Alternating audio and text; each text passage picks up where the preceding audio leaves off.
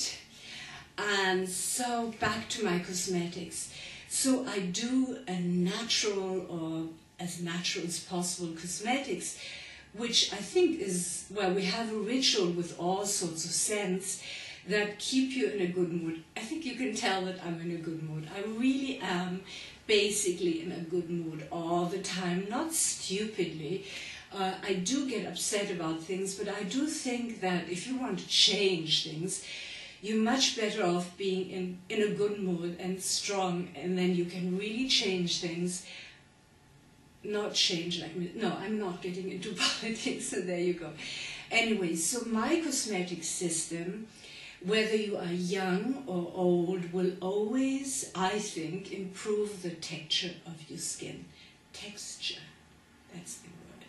So now we will show you some of the products we have. It's mostly about washing, but we have really weird instruments that, you know, lift you, what I call daily facelift. You need to lift yourself every day after 50, but so you can avoid the big one, okay?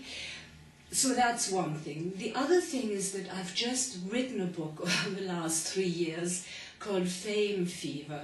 I think I'm going to write it in English too, because it's a very interesting theme. I got really famous when I was 9 years old.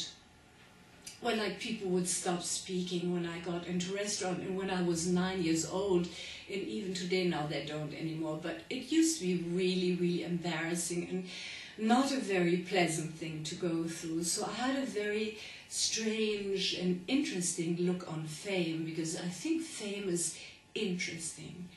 Yeah, fame is interesting and good if you can survive it. So, yeah, I could have called the book Surviving Fame in Germany, but that's a different story. Anyway, so this book I've been writing on, and basically I say that nobody really knows, how did fame get started? How did it start to be such a bloody issue for everybody to want to be famous?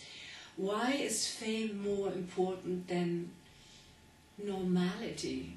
Well, I think normality is so rare nowadays, or just being a person who could react adequately to things, to be a real human being, or whatever we achieved in being human being, that seems to disappear, because fame is like an elephant sitting on a mouse. You know, it's just like the mouse is being a good human being, and fame is like being Paris Hilton, who I like. I think she's okay. It's just, you know, surprise, but whatever.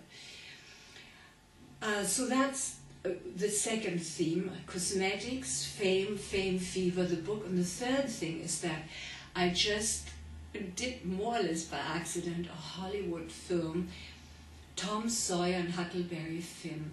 And Tom Sawyer was Joel Courtney, who just made Super 8, which is supposed to be a really huge success or whatever, and he's very, very nice.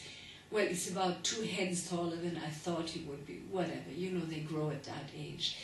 And I really didn't want to act anymore, because I loathed television. I always said that when people say television star, that is a discrepancy. Either you work in television or you are a star. You cannot be both.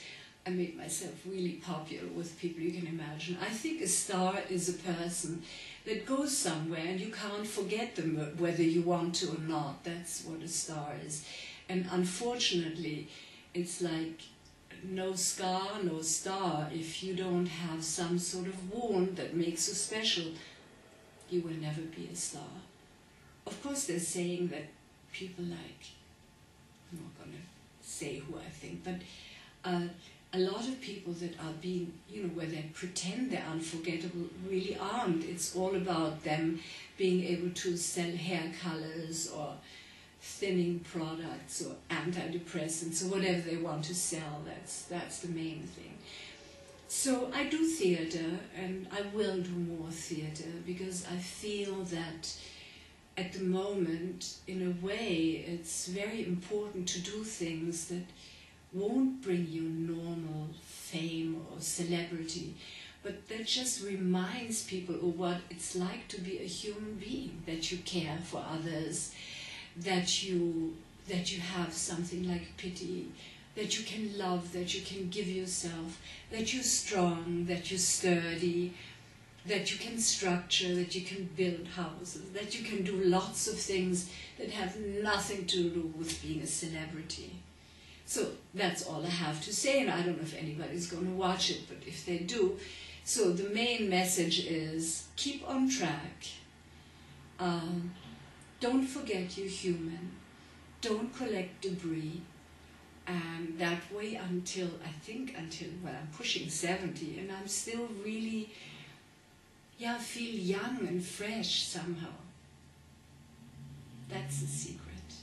Okay, bye.